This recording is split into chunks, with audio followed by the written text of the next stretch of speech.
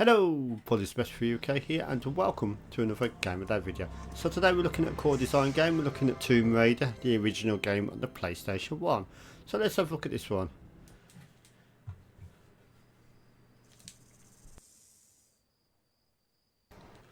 I'm just going to skip past this because we need to get straight into Game of Day. So this is 1996. If you want to watch the full videos, there's other channels that do that, but in this channel we'll mainly focus on the gameplay, not the FMV sequences, unfortunately. Even though I do love FMV sequences, it's just for Game of Day reviews.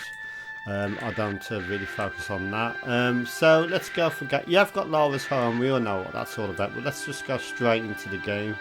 Do you remember putting the butler in the freezer or something? That was quite funny, wasn't it? Okay, so let's load the game. So this is Tomb Raider 1 running on my actual PS1 hardware. Captured by orthodox methods of HDMI and pass-through adapters and whatever else I've got going on, but it seems to work.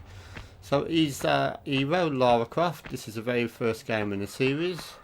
Also available on the Sega Saturn and also PC MS-DOS.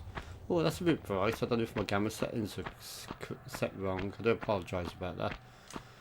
But yeah, so if you press the start button, you've got just a pause screen. If you press the select button, you can choose between your compass or your guns. And if you go down, you can have a look at game options, controls, screen adjust.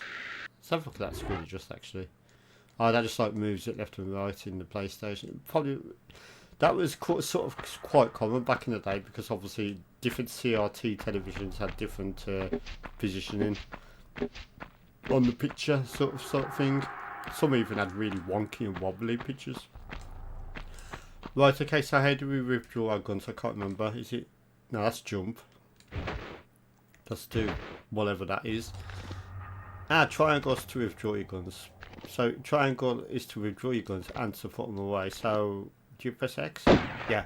Okay, so X button without the guns out does nothing, but if you press triangle, you shoot. Okay, so yeah, this is pretty groundbreaking at the time. I don't know why, but in my local area, I don't know if it was apparent in a lot of the country or in the world even, but for some reason people compared this to Resident Evil 1, and I don't know why, because they're completely different games. Maybe because they come out similar time or something.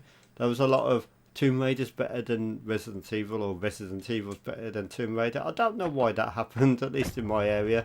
Maybe someone could clarify on that. Maybe it was just because they came out at similar times. They're completely different games, so it's not really a valid argument. But yeah, this is a good game. This is groundbreaking, like I said, for the time. It's using the polygons nicely for the age of the game and for the limitations of the PlayStation 1. It runs quite well actually. It's not bad at all. These massive frame drops in it though.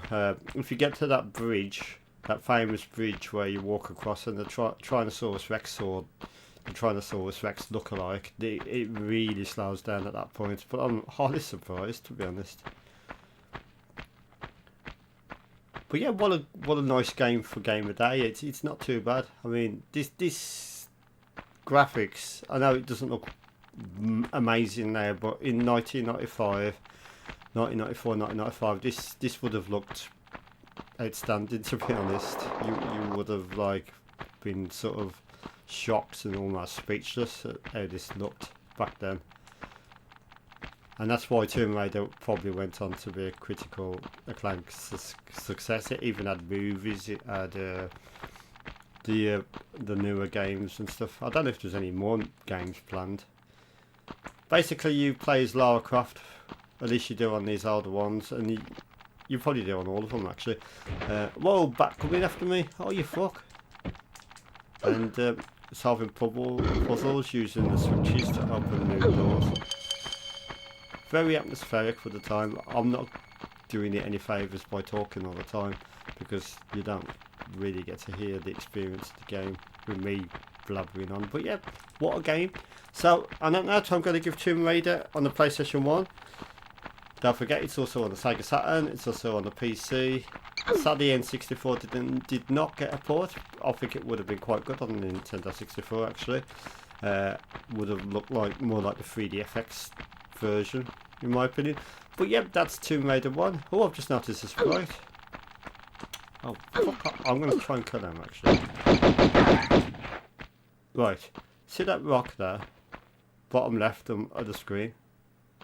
So it rotates and you can't look at any direction. That's a sprite, I didn't know this had that many scenery sprites. But yeah, that's a sprite. Cool.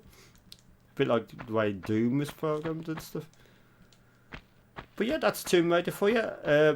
I'm going to give, like I said, 8 out of 10. So thank you for watching. Have a pleasant evening and I'll see you in the next video. Goodbye.